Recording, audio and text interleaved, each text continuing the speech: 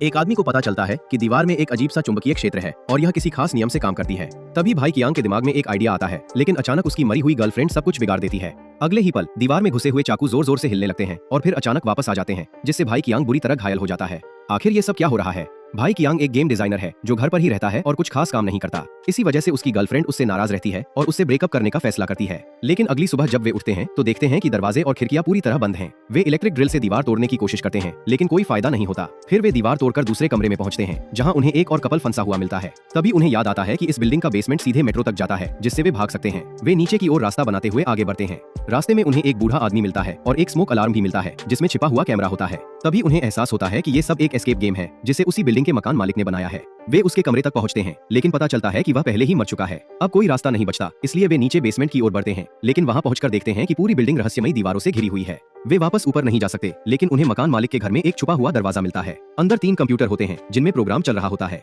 तब उन्हें पता चलता है कि यह दीवार एक सिक्योरिटी सिस्टम है, जिसे सिर्फ मकान मालिक का रिमोट ही बंद कर सकता है। लेकिन समस्या यह है कि किसी को भी उस रिमोट का पासवर्ड नहीं पता। तभी भाई कियांग एक चाल चलता है। वह स्क्रीन पर आटा छिड़कता है, जिससे उंगलियों के निशान दिखने लगते हैं। उन्हीं निशानों की मदद से वह पासवर्ड पता लगा लेता है। इसके बाद वह कंप्यूटर सिस्टम को हैक कर देता है, जिससे पूरा सिक्योरिटी सिस्टम खराब हो जाता है और आखिरकार वे सब उस अपार्टमेंट से बाहर निकल जाते हैं। लेकिन बाहर आकर वे देखते हैं कि सिर्फ उनकी बिल्डिंग ही नहीं, बल्कि आसपास की सभी इमारतें भी उसी रहस्यमयी दीवार से घिरी हुई हैं। आखिर में वे शहर छोड़कर गांव में जाकर नई जिंदगी शुरू करने का फैसला करते हैं।